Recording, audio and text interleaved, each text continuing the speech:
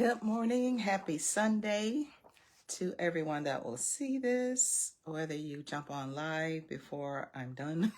This is going to be very quick.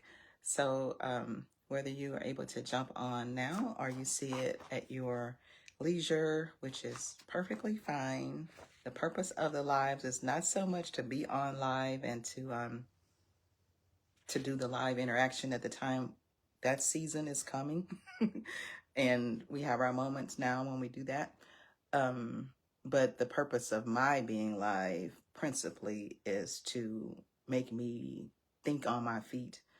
It's a recapturing of what the enemy stole from me. I used to teach live on the radio years ago, my father's broadcast, and he did some things to steal, not daddy, Satan did some things to steal that from me. So this is my getting out of my comfort zone type of thing. So that's the purpose of me being live now. That's one of them. There's some other things, because the people that encouraged me to do it, they had some other reasons, and that's all stuff that can be talked about later. But there will be a time when we have planned out sessions, because I'm a teacher at heart.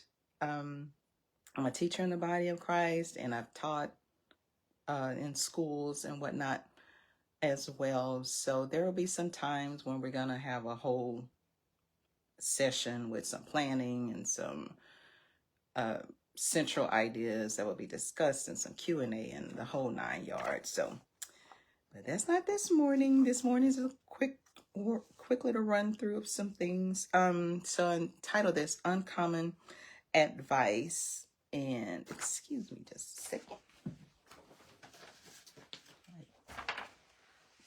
Jotted down some notes that I may do, may not today. But what this is coming from an IG post that was in my timeline a couple of weeks ago. And if you want to go find it, it was Boss Babe Inc. Their posts, and again, it was a couple of weeks ago. And the first, it was a lot of what do you call it? Captions, memes, or whatever. It was a series of those. And the first one said, uncommon advice. If you don't know what to pursue in life right now, pursue yourself. Pursue becoming the healthiest, happiest, most healed, most present, most confident version of yourself. Then the right path will reveal itself. We could actually stop with that, but I'm going to read the rest of what they had in there. The next one said, where have you been lately? Like if somebody was to ask you that. And the response would be pouring back into myself, creating, molding pain into art, enjoying the silence, getting lost on purpose, and letting purpose find me. And the author of that is a lady named Gisette Marie. The next one says, maybe the journey isn't about becoming anything. Maybe it's about unbecoming everything that isn't really you, so that you can be who you were meant to be in the first place. And the author there is Paulo Coelho, Coelho. That sounds about right. Could be a little more fancy than that, depending on the language. Maybe you do a little something with the L, like the yeah sound. Anyway, I'm also a linguist at heart. Final one says, love yourself a little extra right now. You are growing, healing, learning, and discovering yourself all at once. You've got this. So I love all of them. It says uncommon advice, that first one. And it says, if you don't know what to pursue in life right now, pursue yourself. Pursue becoming the healthiest, happiest, most healed, most present, most confident version of yourself. And then the right path will reveal itself. And that's true. That is true. Now, in my own life, it's personal testimony time. And that's what I went to grab my little notes here to see if I would say those. So I didn't do that purposely, but that's what God did in my life and is still doing. I'm a work in progress. Um, but what happened in my life is, well, a whole lot of stuff, but go back to the pandemic, because that's when I was able to hit the reset button and things started getting better. Even though I wasn't really looking for them to get better. I was just trying to survive.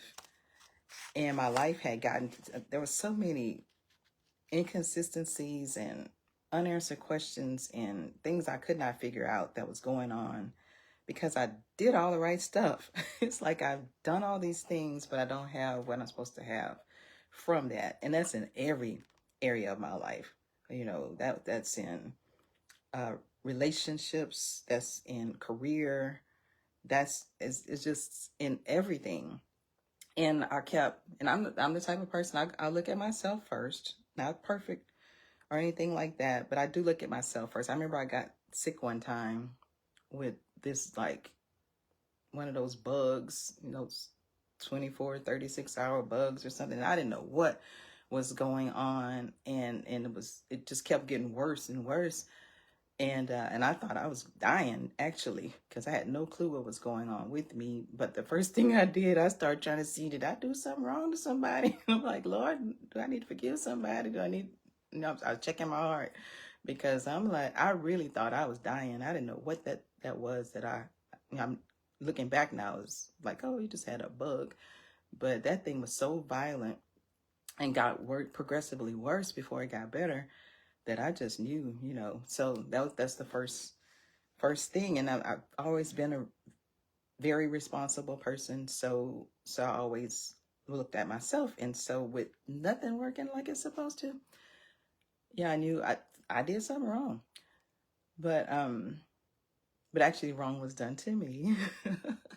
So, and we'll get into that some other time too. But if you have any type of anything that people perceive as a possibility to move your life forward, as a possibility for you to enjoy your life or have privileges or move up the success ladder or anything like that, you're going to attract a whole lot of envy and a whole lot of, and depending on the person and how bad it is or how evil they're willing to be, then, things can happen. And so some of those people will go deep into witchcraft. They'll go into, they'll go hire somebody to do witchcraft and the whole 9 yards. So that's what happened.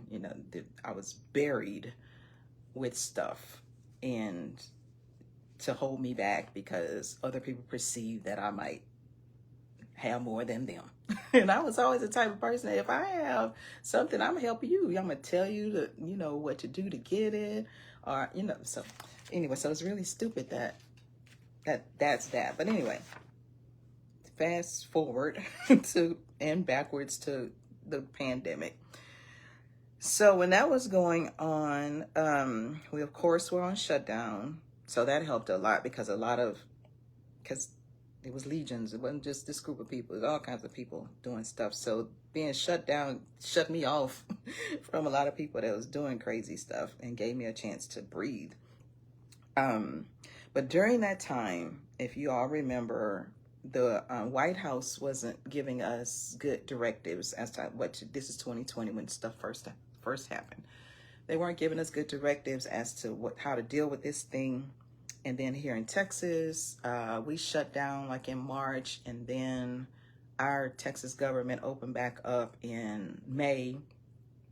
And this is kind of funny. My Aunt Margaret, somebody from her church called her and said, Margaret, we can go back to church. Everything's open back up. We can go back to church. And my Aunt Margaret said, well, she said, you go this month, and I'll go next month. So she's a Samuels through and through. And she like, I ain't going down there.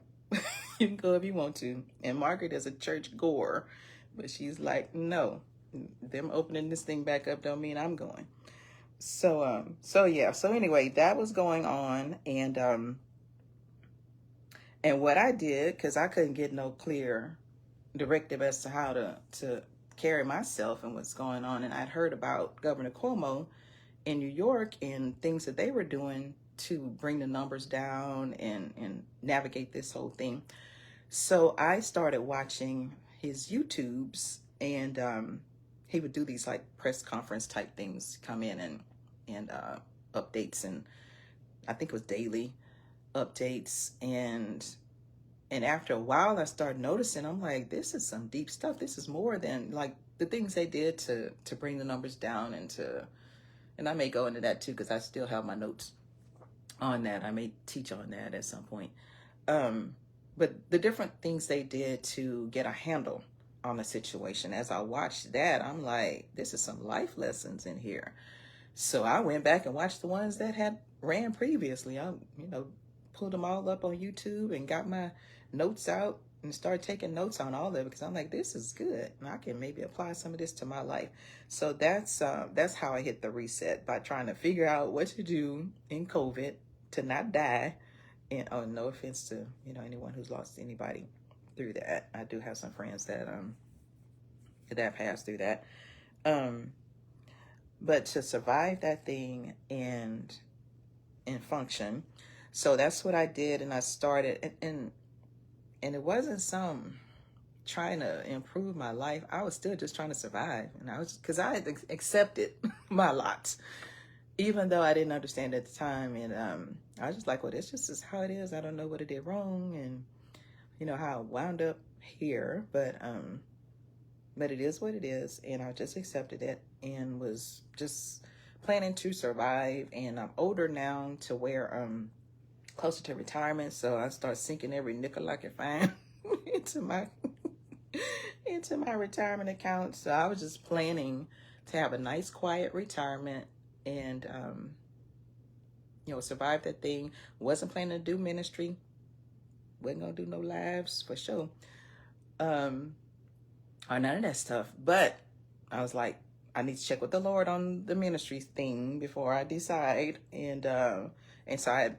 planned that I was going to pray about it to see if I should try to do any more ministry. And what's interesting about the ministry thing is that I've been fought harder on ministry than I was with law school.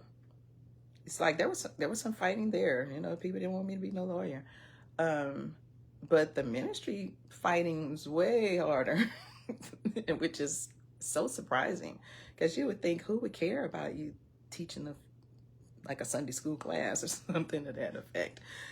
But anyway, that's about calling. That's, and I'll get into that at another time. Birthright, things that the devil tries to steal from you. So yeah. Where am I on this? So I was listening to Brother Cuomo. Listen to Governor Cuomo, and I noticed there were some life lessons. So began to take notes, and let's see, I was talking about the ministry. Decided I'd pray about it. But before I could pray about it, God started sending me messages to let me know that I still needed to be in ministry. And when he first started sending them, and through those messages, there's some things on the internet that came through, like a lady has a coaching practice. Some of her things start coming through. So long story short, I connected with her. She's the reason for these lives. And if she happens to see this, I haven't been in touch with her in a while, so I need to get back on that, because she's very powerful and it's been very helpful in my life, more than just ministry, deeper things like figuring out. She's extremely anointed, and prophetic, and God has truly blessed me. I have a whole cadre of people that fit that bill.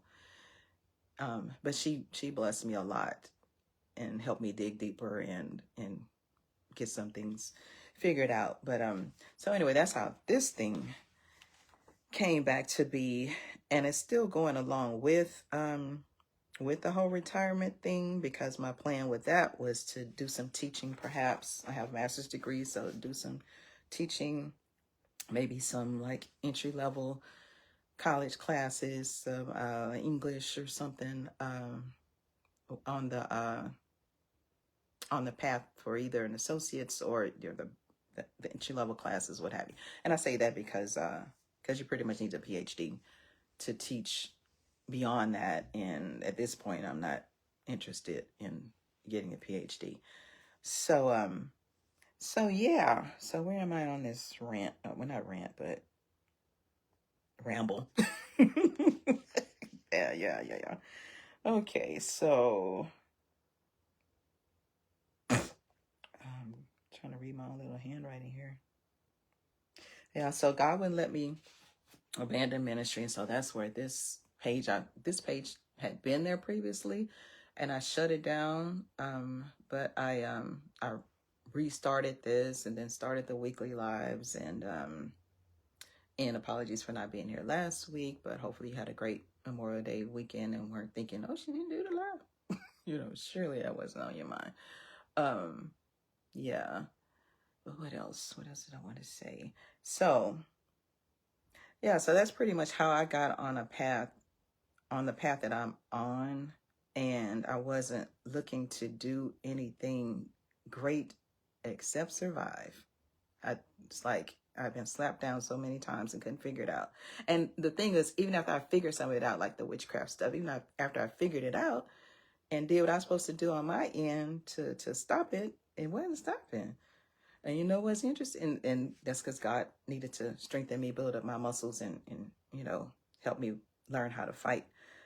Because even now they haven't stopped. You would think people would have stopped by now. It's like, you've been at this thing for so long and it hadn't worked for you yet. There was a season when it was working.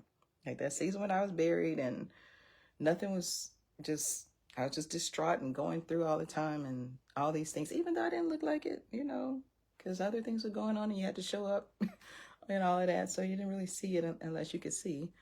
Yeah, but forgot what I was going to say. But they, the season when it was working. So I think some of those people feel like, oh, it's working then, so I just got to keep doing it or do a little more or something like that. But it worked in that season because, as some people say, the devil is God's devil. And he needed that. God used that. He used the devil to help train me so that could be dealt with. And then he didn't change things. He didn't pull me out very fast after I got the wisdom on what to do, because I still needed some strengthening and conditioning and all of that kind of thing to be able to withstand all of this stuff. And that was the hardest part because you think, well, I'm doing what he said to do, but I must not be doing it right, or I must have missed it, again. Miss God. So yeah, so he'll leave you on some stuff sometimes because you got to learn and practice. And also I've learned that sometimes he'll leave you in things because you've asked for some more stuff than what that little thing is going to bring, and you got to get ready for all of that stuff that you asked. And I'll end with this. Brother Copeland, when his kids were young, John and Kelly, they wanted a boat, and he told them, okay, he saw that this is a good time for them to practice their faith, to believe in God, asking God for it, and believing him to bring it in. So they wrote out their requests to God, and they put it on. I think they signed their names to it as best they could. I think John was not even old enough to be able to write, but he scribbled something on there, and they put it up on the refrigerator or somewhere where they could see it, regularly, and exercise their faith for their boat that they wanted to get. And somebody called the ministry and offered Brother Copeland a boat. And so he's like, oh, the kids got their boat. So they got this boat, and before long, I think within a couple of days, somebody else called with a boat. And he's like, God, what is this? The kids have their boat. What is all this? So God told him, go and read what they wrote. And their description of what they wanted something where they could have their dad to themselves and be out on the water. Nobody interfere with them or could reach them and that kind of thing. And then they want, and I don't know anything about boating, so excuse me on this, but I think another thing that they wanted was like maybe to jet ski or something, or some kind of activities with regards to the boat. So it's like a houseboat and a ski boat. You know, they had all of this on their petition. So when he saw that, he recognized that the two boats fulfilled what they asked for. One was one where they could have their dad, and this is pre-cell phone and all that kind of stuff days. So if they're out there on this water, folks can't reach them. They have their alone time. And then the other boat was one where they could do their activities and stuff. So sometimes you've asked God for stuff that's more than something that can come real quick. So he got to get stuff together. He got to get it ready. He got to get you ready for it. He got to get it ready for you, and all of that. So be patient. He has not forgotten you. He is in control. And let me just go over that uncommon advice one more time. If you don't know what to pursue in life right now, pursue yourself. Pursue becoming the healthiest, happiest, most healed, most present, most confident version of yourself. Then the right path will reveal itself. So y'all be blessed. If you're going to church this morning, or if you've already been, prayerfully getting your soul boosted, or getting what you need for your soul, and do something for yourself today. Something that builds you or brings you peace, brings you joy. It could be something little, maybe a cupcake, or I don't know. You know. So do something that brings you joy. And let's see who we got here. Cousin Angie. Hey, girl. Thanks for always coming on and blessing me here. I'm trying to read what you wrote. Oh, your mom says hello, Cousin Dorothy. Praise God. I'm having trouble reading this. Usually this light helps me and I don't need my glasses. But maybe I need a little glasses today. I think that's what you're saying. Yeah, so hey, Cousin Dorothy, love you guys. And say hello to everyone. Y'all have a blessed day. And I'll talk to you guys on next week. Bye-bye.